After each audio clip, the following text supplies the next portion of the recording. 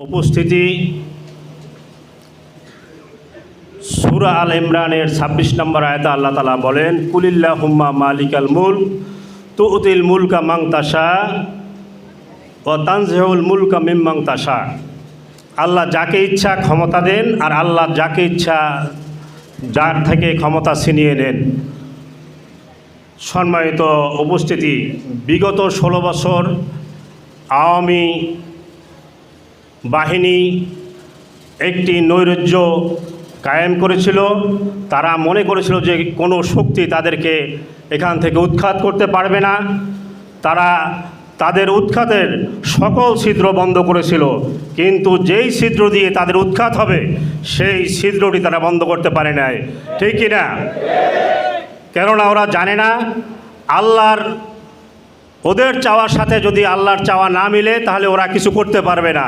ওমা তাশাউনা ইল্লা আইয়াশা আল্লাহু রাব্বুল আলামিন। সম্মানিত উপস্থিতি, এই ৫ই আগস্টের পূর্বে ওরা বাংলার জমিন থেকে ইসলামী আন্দোলনকে স্তব্ধ করার জন্য বাংলাদেশ জামাত ইসলামকে নিষিদ্ধ করেছিল। কিন্তু আল্লাহ তাআলা সময়ের ব্যবধানে এই ক্ষুদ্র ক্ষুদ্র আবাবিল সমতুল্য ছোট্ট ছোট্ট বাচ্চাদের দিয়ে সেই ছাত্রদের গণবিপ্লবের মাধ্যমে ওদেরকে আল্লাহ তাআলা স্তব্ধ করে দিয়েছে। সম্মানিত ভাইরা, এই যেখানে গণবিপ্লব হয় সেখানে আসলে জালেমরা পালাবারও সময় পায় না। ঠিক বিগত সরকারের আওয়ামীদের অবস্থাটার কিন্তু সেটাই হয়েছে। সম্মানিত উপস্থিতি, বৃষ্টির পানি যেখানে ঝরে সেই জায়গাটা কিন্তু ফসলের জন্য উর্বর হয়। ঠিক তেমনিভাবে যেই জমিন শহীদের রক্তে সিক্ত হয় সেই জমিন ইসলামী বিপ্লবের জন্য উর্বর হয়। সম্মানিত ভাইয়েরা, এই বাংলার জমিনে হাজার হাজার আলেমের রক্তসহ অনেক ভাইয়েরা শাহাদাত বরণ করেছেন।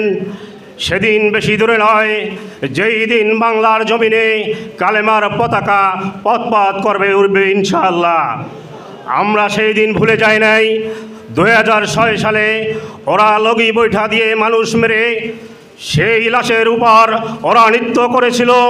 আমরা ভুলে যাইনি ২০১৩ সালের ৫ই মে শাপলা চত্বরের কালো পিচ ওই আলেমদের হাজার হাজার আলেমদের রক্তে রঞ্জিত হয়ে লাল হয়েছিল।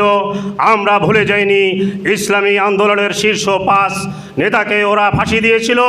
৬ জন নেতাকে ওরা জুডিশিয়াল কিলিংয়ের মাধ্যমে হত্যা করেছে। বাংলাদেশ জামাত ইসলামী যেহেতু প্রতিহিংসার রাজনীতি করে না, আমরা কিন্তু এর নিতে পারি প্রতিশোধ। যেহেতু কোরআন বলছে মন্দের জবাব মন্দ দিয়ে নয়, ভালো দিয়ে দিতে হবে। ফাইজাল্লাযী বাইনাকা ওয়া বাইনাহু আদাওয়াতুন কান্নাহু ওলিয়ুল হামিম। যদি তোমরা মন্দের জবাব ভালো দিয়ে দাও তাহলে তোমাদের শত্রুরা একদিন তোমাদের অন্তরঙ্গ বন্ধুতে পরিণত হবে। আমরা এই আশাবাদ ব্যক্ত করে আমি আমার কথা শেষ করছি। আসসালামু আলাইকুম ওয়া রাহমাতুল্লাহ।